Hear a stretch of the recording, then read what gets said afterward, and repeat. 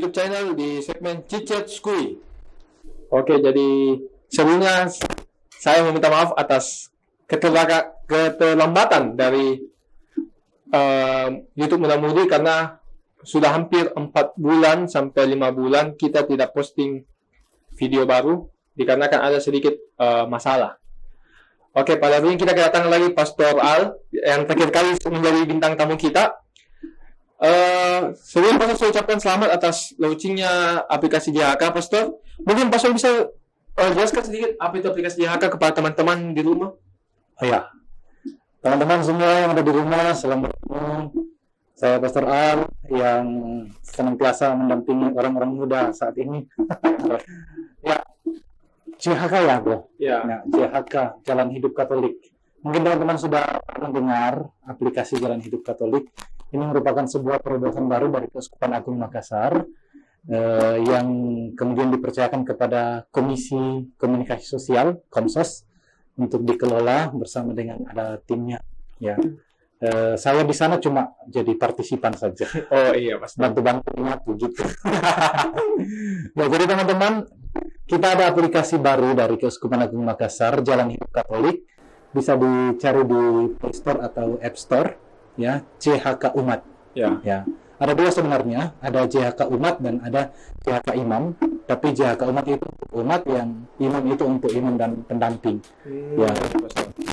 Aplikasi ini diluncurkan kurang lebih 1 bulan yang lalu. Sekarang bulan Oktober, ya, September kali lalu diluncurkan.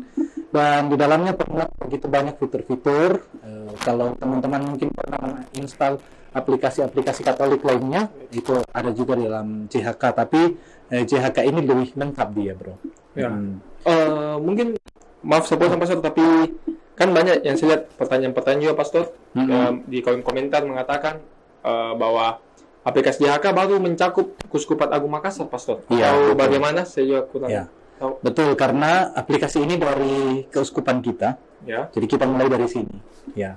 Jadi dilihat dulu sejauh mana perkembangannya, lalu kemudian nanti kalau misalnya sudah berkembang, lalu kemudian dibuka ke keuskupan-keuskupan lain. Ya. Dan untuk bekerja sama dengan keuskupan lain kan harus setuju dengan harus dengan persetujuan uskupnya. Rencananya memang pengembangannya ke sana. Baik. Jadi mungkin untuk umat di masa pandemi, di masa-masa sulit seperti ini, ada baiknya umat mendownload aplikasi JHK Umat yang sangat mungkin membantu dalam memenuhi spiritual dari umat. Sehingga karena dalam aplikasi itu ada terdapat berbagai macam semacam segmen seperti doa, kumpulan doa dan sebagainya macamnya. Ya, mungkin begitu untuk aplikasi JHK Umat. Tapi Pastor, hari ini kami mengundang Pastor ini seperti suatu kehormatan lagi buat kami, Pastor. Ya, saya juga terhormat diundang. Ya, karena kami sempat vakum beberapa bulan sebelumnya seperti saya katakan tadi, dan kembali aktif lagi, Pastor. Wah, ya. Ya, di masa pandemi ini, Pastor, kita jujur saja bahwa anak muda itu mengalami sedikit masalah mental, Pastor, terutama dalam bidang percintaan, Pastor. Begitu. Iya, Pastor. Mungkin menurut Pastor, apa itu cinta, Pastor? Oh, jadi kali ini kita membahas tentang cinta-cinta ya? Iya, Pastor, betul. Tapi saya harus ingatkan lebih awal, saya bukan ahli cinta loh. Apalagi dokter cinta. Tidak apa-apa, Pastor. Ya, cinta ya? Iya, Pastor. Boleh dijawab pakai lagu enggak? Wow, boleh, Pastor. Sangat boleh, Pastor. Iya, kan ada dulu lagunya ini. Cinta adalah anugerah yang kuasa. Tahu lagunya enggak? Saya pernah dengar, Pastor, tapi saya tidak tahu. Berarti beda generasi. Betul, Pastor. Baik, teman-teman, cinta, kalau ditanya soal cinta, sebenarnya banyak pengertian soal cinta, ya. Tapi yang paling umum kita kenal ada cinta dalam hal artian umum, yaitu cinta kasih. Kemudian ada cinta dalam artian khusus, yaitu ketertarikan antar pasangan. Ya, yang mana yang mau ditanyakan ini? Mungkin kita akan mengarah ke pertanyaan kedua, Pastor, tapi lebih baik langsung. Mungkin ke pernyataan pertama dari Pastor tadi, secara umum. Kalau cinta secara umum kan artinya itu lebih pada kasih, ya, kasih seperti Tuhan mencintai kita, seperti pastor mencintai seluruh umatnya, seperti kita mencintai keluarga kita, itu cinta secara umum.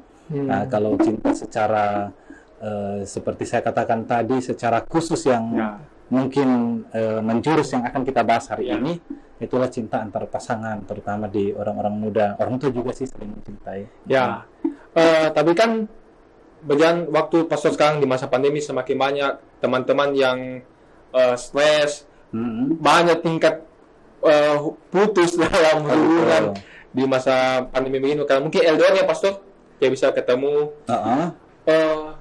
Terkadang ada beberapa teman-teman mengatakan dan beberapa orang mengatakan di saya bahwa cinta itu selalu berbahagia.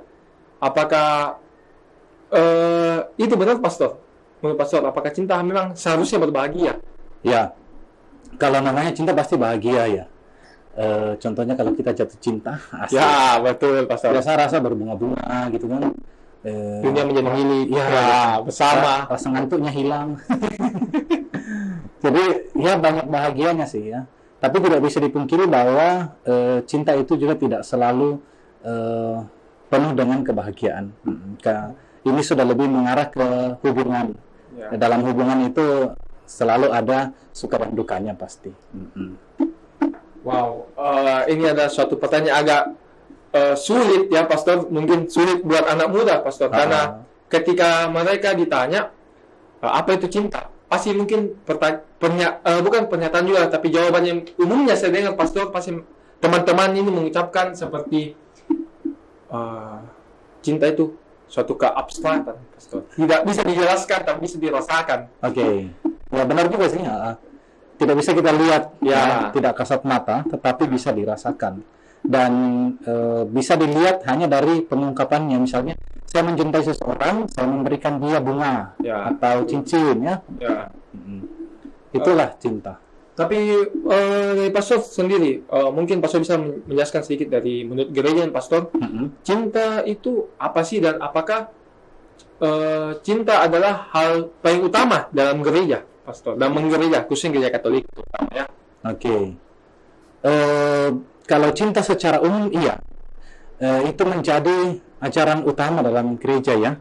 Allah menjadi manusia itu dalam diri Yesus Kristus itu karena cinta. Betul, ya, cinta. Karena dia mencintai manusia. Tapi secara khusus, kalau kita berbicara cinta secara khusus antar dua pasangan, dalam gereja itu berarti dibahas di soal perkawinan. Ketika seseorang dipersiapkan untuk membangun rumah tangga, nah disitulah pemaknaan tentang cinta itu dijelaskan kepada para calon. Nah, cinta itu ketertarikan antara satu pasangan dengan pasangannya ya tentu saja, dan di dalamnya pasti ada rasa saling tertarik. Nah itu yang kemudian muncul dalam kursus persiapan perkawinan. Nah jadi secara gerejawi berbicara tentang cinta secara khusus itu diungkapkan kalau kita berbicara tentang persiapan perkawinan. Begitu. Jadi kalau memang kalau dalam gereja Katolik memandang orang saling menyintai itu berarti arahnya ke perkawinan. Oh, berarti tiada mengenal kata pacaran ya begitu Pastor. Ya. Maksudnya mungkin kan kebanyakan teman-teman muda ini tahunya kalau apabila mendapatkan pasangan, dan artinya mas tanda kutip ini pacaran loh, ya. Pacaran. Oke. Apa ya? Mereka merasakan saat mereka pacaran ini adalah cinta Pastor.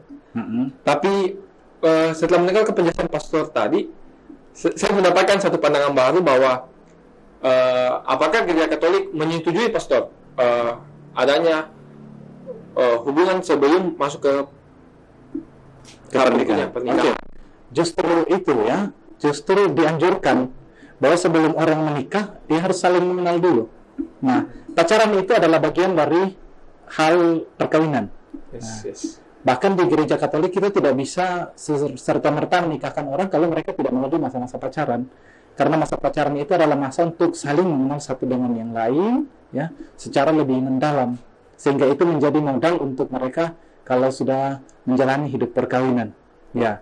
Nah, kalau ditanya bahwa apakah itu sudah cinta? Ya, ketika seseorang saling menyatakan ketertarikan, disitulah mereka menumbuhkan benih-benih cinta itu. Dan apakah diperbolehkan untuk pacaran? Sangat dianjurkan. Wow, ini Ya. cukup unik ya buat teman-teman semua di rumah, terutama teman-teman muda. Kalau teman-teman yang sudah tua ya orang tua ya tidak apa-apa lah. Itu mungkin sedikit gambaran soal cinta, mengingat flashback ya masa lalu. Pastor, banyak juga pertanyaan Pastor ini. Mungkin pertanyaan umum Pastor pernah dengar? Ya. Pacaran beda agama, Pastor. Mhm. Menurut saya pribadi Pastor mungkin fine-fine saja. Ya. Tapi di beberapa case yang saya pernah dengar, pernah saya dapat juga Pastor, secara pribadi umumnya. Oke. Dan kemudian dari teman-teman punya cerita, umumnya Pastor, ya berhenti di tengah jalan. Ya karena mungkin beda pemahaman, terutama dalam iman begitu. Mungkin dari Pastor sendiri menanggapi hal tersebut bagaimana Pastor? Oke. Pertanyaan ini juga sebenarnya sudah berulang-ulang kali ditanyakan ya. Ya. Banyak sekali teman-teman muda kita yang sedang menjalani masa-masa pacaran beda agama. Nah, kalau dari saya pribadi, masa pacaran itu adalah masa saling mengenal, tidak masalah, ya. Menjadi masalah ketika sudah mau serius ke jenjang pernikahan. Di situ kan kendalanya biasanya. Ya, betul Pastor. Sudah mau mengungkapkan secara serius, gimana nih kita mau lanjut tapi kita beda agama kan. Nah, ini menjadi sebuah fenomena yang umum di Indonesia, ya. Mungkin di tempat lain juga, tapi tidak terlalu masalah. Di Indonesia menjadi masalah ya, menjadi sangat viral kalau ada seperti itu. Sampai ada filmnya, ada novelnya, dan sebagainya. Nah, pandangan saya tentang cinta beda agama, saya selalu menganjurkan kepada anak-anak muda, cobalah cari pertama-tama yang seiman. Seiman, ya. Cari yang seiman. Tetapi tidak ditutup kemungkinan bahwa kalau mau mengenal secara lebih mendalam orang yang beda iman juga tidak masalah. Cuma tetap dianjurkan cari dulu yang seiman lah. Ya, jadi diprioritaskan ya teman-teman, diprioritaskan yang seiman. Kalau tidak seiman ya bisa lah jadi nomor 2, tapi ya kalau bisa seiman dulu. Tapi biasa Pastor juga ada sedikit teman-teman juga mengatakan bahwa apakah kalau saya pacaran Pastor, ingin mau masuk ke jenjang serius Pastor? Misalnya contoh perempuannya Katolik Pastor, dan dari prianya ini agama lain Pastor. Bagaimana pandangan gereja Pastor soal itu Pastor? Mungkin saya kalau saat mereka ingin menikah, apakah mereka wajib menikah di gereja Katolik atau bagaimana Pastor? Oke. Iya, kalau ada satu pasangan perempuan dan laki-laki mau menikah tetapi berbeda agama, ada beberapa jalan sebenarnya ya. Yang pertama adalah bersatu dalam gereja Katolik. Nah, jadi yang non-Katolik masuk Katolik. Itu berarti dua-duanya Katolik saat dinikahkan. Itu tidak menjadi masalah. Oke. Nah, itu solusi pertama. Jadi kalau teman-teman punya pasangan non-Katolik, kalau dia mau masuk Katolik ya tidak ada masalah. Oke. Nggak repot. Ya. Itu. Lalu solusi yang kedua, yang terakhir dan sebenarnya menjadi jalan terakhir, artinya menjadi pilihan ketika tidak bisa lagi untuk bersatu dalam agama Katolik. Itu adalah pernikahan beda agama itu. Beda agama juga masih dibedakan sebenarnya dua. Beda gereja dengan beda agama. Kalau beda gereja berarti Katolik dengan gereja lain non-Katolik. Yes. Kalau beda agama berarti Katolik dengan non-Kristen. Ya, itu. Kenapa bisa dibedakan Pastor? Apakah kalau misalnya gereja, mohon maaf ya buat teman-teman, gereja dari non-Katolik ini, apakah mungkin dalam pengurusannya mendapatkan privilege Pastor, lebih diistimewakan dengan agama lain atau bagaimana Pastor? Oke. Ya sekali lagi, yang paling pertama sebenarnya adalah diusahakan dua-duanya Katolik ya. Tapi ini pilihan terakhir. Kalau memang harus menikah dengan yang beda gereja, itu ya bisa saja, bisa. Tetapi dia harus mengurus yang namanya izin mixta religia. Mixta itu campuran, dispensasi, ya mixta religia. Ya, campuran agama gitulah ya. Oke. Itu deh kalau Katolik dengan Kristen lain.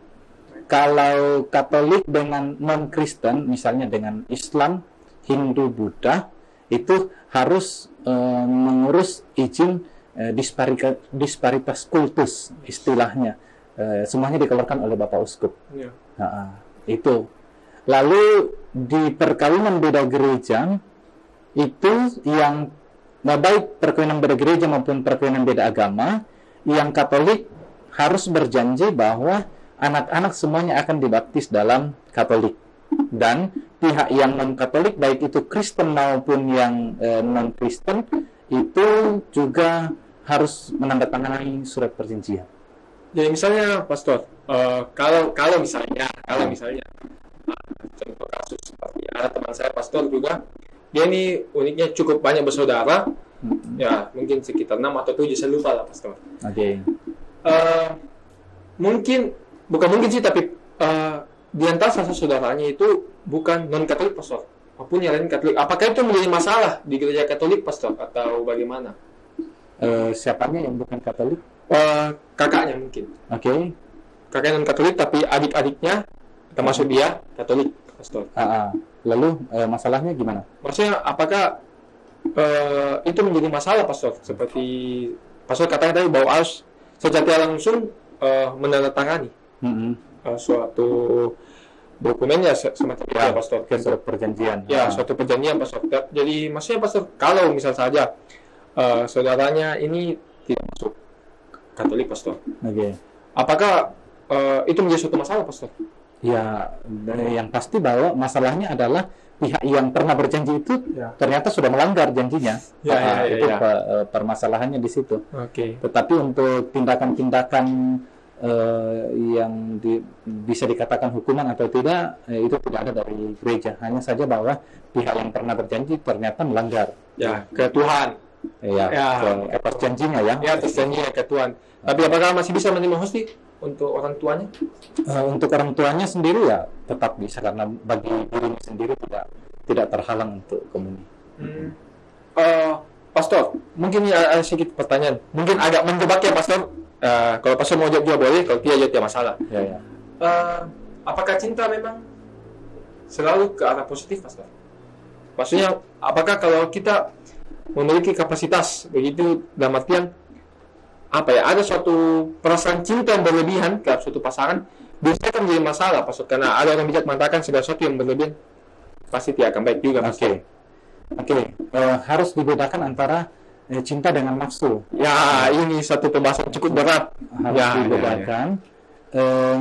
Cinta itu sebuah ketertarikan, ya, juga menuntut pengorbanan dalam berbagai hal. Nah, yang berlebihan mungkin itu yang dimaksud adalah nafsu, ya. Ketika seseorang mencintai dan dia sangat bernafsu untuk memiliki, jadinya posesif, itu yang menjadi negatif. Tapi pada intinya cinta itu sendiri itu selalu positif. Ya. Kalau dia sudah berlebihan berarti sudah masuk ke ranah nafsu. Walaupun ini dalam tanda kutip bukan nafsu-nafsu yang macam-macam ya teman-teman. Mungkin nafsu yang sudah seperti posesif begitu Pastornya. Kayak gitu yang saya maksud. Ya. Ada juga contoh kasus Pastor. Mungkin saya juga agak sharing ini ya, agak tanya-tanya, karena namanya podcast juga kita tanya-tanya lah. Ini ya Pastor, teman saya, bukan sih teman saya, maksudnya ada mungkin ya teman saya lah, begitu. Dia dari keluarganya ini, terutama bapaknya mungkin punya saudara atau mamanya ya, sangat menyayangi orang tua mereka, berarti ya terus kakeknya. Ya. Tapi dalam memberikan semacam perhatian ini sudah seperti kompetisi ya Pastor. Ya maksudnya seperti misalnya saya bersaudara sama Pastor begitu, mau kasih orang tua, selalu ada selalu ada ingin ada pengakuan Pastor bahwa saya memberikan bantuan kepada kakek. Saya memberikan bantuan kepada kakek. Saya yang satunya mengatakan demikian. Apakah menurut Pastor itu hal yang sehat atau bagaimana Pastor? Saya belum mengerti betul kesesuaian juga. Maksudnya Pastor, semacam dan memberikan bantuan itu ada semacam kompetisi Pastor. Berarti saling bersaing untuk memberikan bantuan, menunjukkan diri bahwa dia memberikan bantuan gitu semacam ya. eksistensinya lah pastor. Gitu. Ya. Ya. Positifnya adalah dia mampu untuk membantu orang lain ya dari apa yang dia miliki. Tetapi menjadi negatif kalau itu ditunjukkan demi menyaingi yang lain, demi menunjukkan diri bahwa oh saya juga bisa, saya menyaingimu gitu. Jadi dia memberikan perhatian bukan tulus untuk membantu, tetapi demi bersaing dengan yang lain. Itu yang negatifnya di situ. Berarti itu kan tetap ada positif negatifnya ya, 50-50 ya teman-teman. Dari pastor sendiri ada tidak pengalaman soal cinta? Cinta dalam arti umum atau khusus ini? Ya bisa dengan pastor, tergantung pastor yang mana pastor enak bicarakan. Ya. Kalau cinta secara umum itu setiap orang punya ya. Karena ada ungkapan seperti ini, cinta itu alami, kebencian itu diajarkan. Contohnya kalau kita menempatkan dua anak kecil yang belum dicekoki dengan apapun, belum diracuni dengan pemikiran-pemikiran tentang agama lah, etnis, ras gitu kan, mereka akan bermain bersama tanpa saling memandang perbedaan. Betul. Jadi pada intinya memang cinta itu dari awal itu alami. Ya. Nanti setelah kita bertumbuh dewasa baru dicekoki dengan perbedaan-perbedaan, lalu kita mulai membenci satu yang lain. Berarti kebencian itu diajarkan. Nah, maka setiap orang pasti punya rasa cinta secara umum. Ya, cinta kepada orang tua, kepada saudara, kepada lingkungan dan sebagainya. Maka saya pun sebagai pastor pasti justru harus punya itu, cinta secara umum. Nah, yang kedua cinta secara khusus ya. Ya, saya mau berbicara tentang masa lalu. Ya, masa lalu. Oke. Ya, saya bisa menjawab kabarnya saja. Ya, betul. Tidak masalah, setiap pastor. Oke. Setiap orang pasti pernah jatuh cinta. Nah, setiap orang pasti pernah punya ketertarikan dengan orang lain. Ya. Nah, kami pun sebagai pastor pasti pernah merasakan hal itu, baik di masa remaja, masa muda ya, itu pasti pernah. Dan justru dicurigai ketika kita tidak pernah merasakan hal itu. Ini normal atau tidak? Ya kan?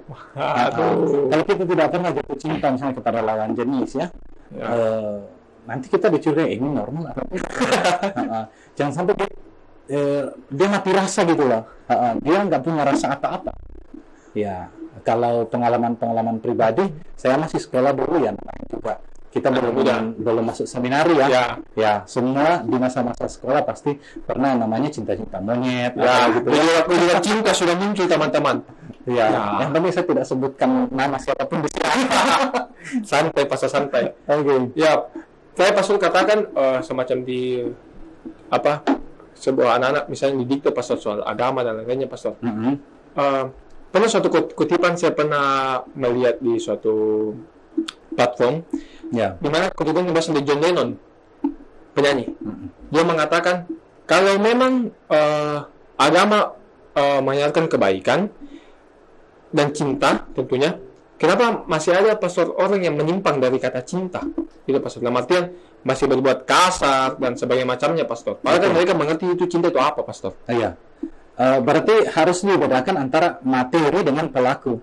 Ya. Materi dan pelaku. Ya, materinya itu cinta. Ya kan? Okay. Jadi dalam agama itu terkandung materi cinta. Yes. Nah, dan saya selalu mengatakan apa yang jadi materinya itu netral dia. Netral dalam artian bagaimana pastor? Dalam artian bahwa dia tidak memuat unsur negatif positifnya, ya kan? Netral. Cinta itu netral. Ya. Bahkan justru lebih pada positifnya. Nah, kenapa orang-orang yang beragama itu masih melakukan kebencian, bahkan pembunuhan? Betul. Itu berarti lebih pada pelakunya yang tidak bisa menerima dengan baik ajaran yang ada dalam agama tertentu, dan itu banyak jatuh kepada kaum radikalisme, kaum ekstremisme itu. Ya. Berarti kita ini pastor tidak mengencourage bahwa agama mengajarkan suatu bentuk dari kebencian. Semua agama mengajarkan bahwa cinta itu seharusnya damai dan baik. Cuma sekali lagi seperti pastor katakan, pelakunya, individunya. Meskipun sebenarnya tidak dapat dipungkiri bahwa ada ajaran-ajaran agama tertentu yang melawan cinta kasih. Melawan cinta kasih. Bisa berikan contohnya pastor melawan cinta kasih? Saya belum mengerti. Oke. kalau di dalam agama kita, setahu saya bahwa Oke. karena cinta kasih itu diutamakan, maka banyak hal kita langsung tahu bahwa oh ini bertentangan dengan cinta kasih, ini tidak. Nah, tapi di dalam beberapa kelompok tertentu, saya tidak perlu menyebutkan mereknya, Oke. itu misalnya dengan mengkotak-kotakkan orang lain itu sebagai halal darahnya. Nah, ini kan sebenarnya sudah mengarah kepada kebencian. Ya. Ya kurang lebih seperti ini, agak sensitif sih kalau Ya, ya. kita bicara soal ini, sehingga kita pasti sudah cukup mudah untuk mengerti sih. Ya, tim editor ya, mohon bantuannya, mohon bantuannya, mungkin bisa diurut kata-katanya ya. Ya. Oke. Pastor, ini aja pertanyaan saya, Pastor.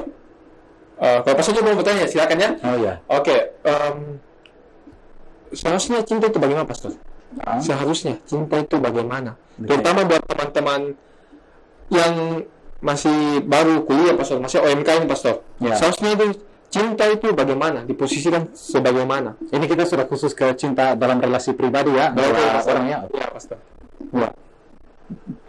Saya menganjurkan kepada teman-teman muda, terutama yang masih remaja, ya jatuh cinta lah, ya. Anda harus jatuh cinta. Wow.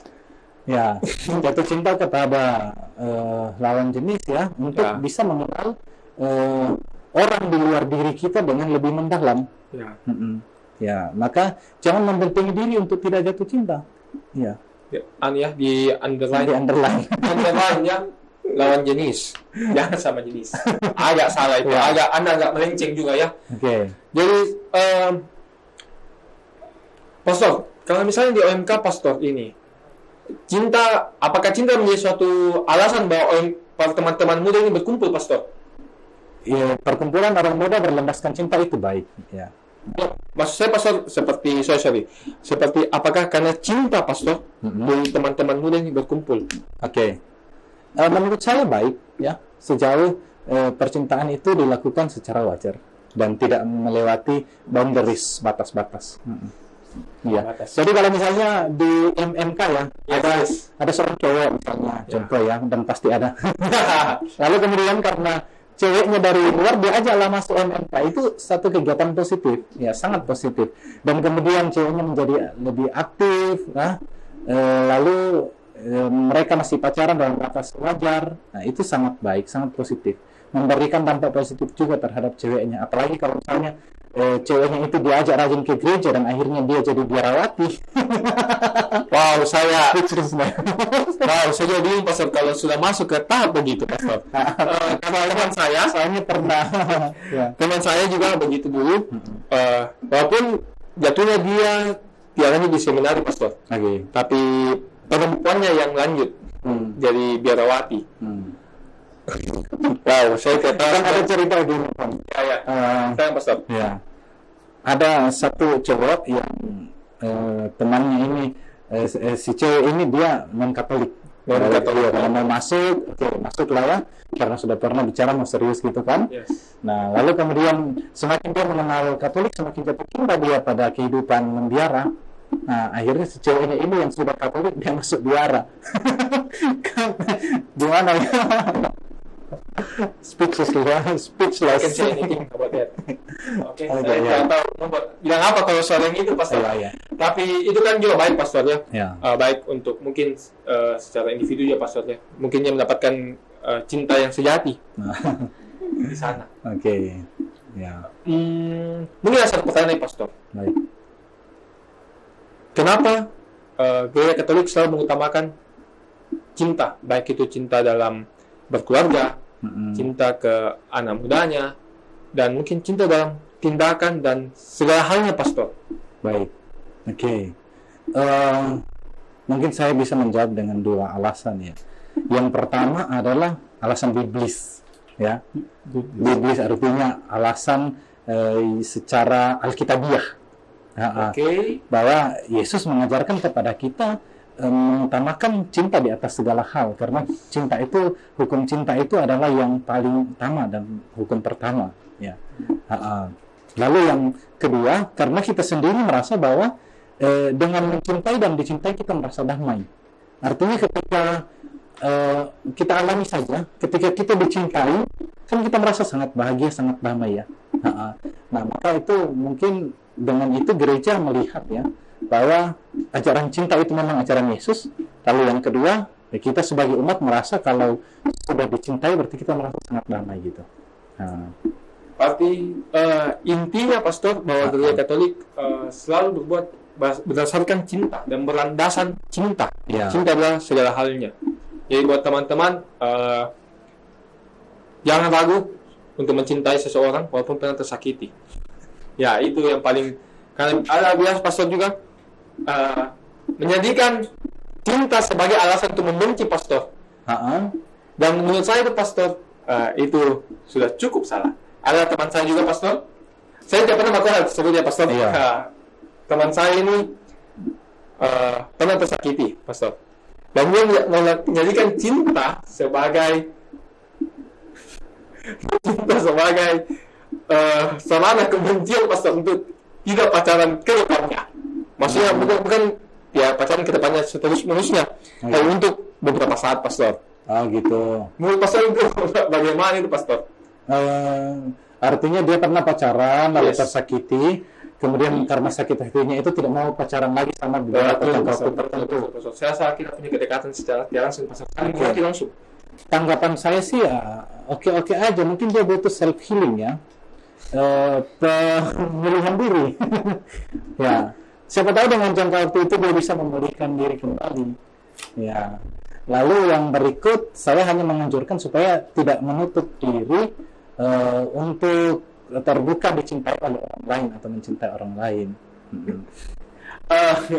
Apakah ini juga pastor, mungkin saya akan membantu teman-teman sedikit ya yang mungkin agak ragu pastor dalam bertanya, apakah pastor bisa menjadi sarana teman curhat buat teman-teman orang muda Katolik sekuskupan? Nah, untuk apa ya soal cinta pastor? Di masa pandemi LDR di mana-mana, putus pun di mana-mana, sangat berbahaya. Jadi teman curhat ya. Ya, Okay. pastor.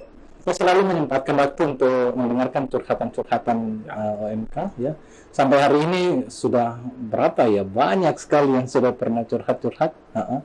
Baik itu tentang masalah percintaannya lah, masalah keluarganya, masalah studinya, semua ya.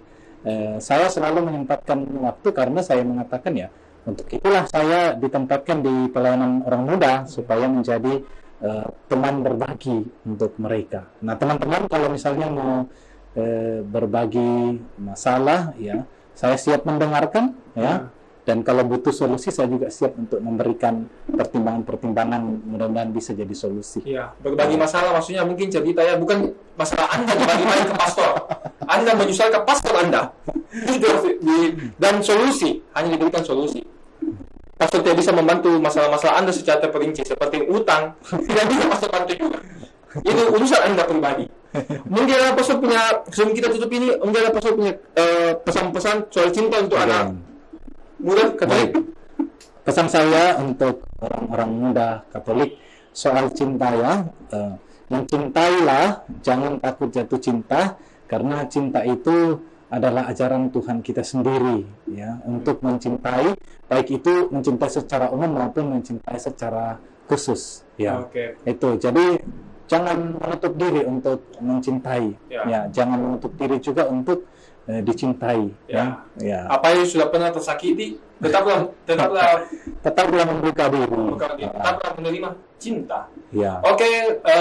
Satu lagi Bang silakan.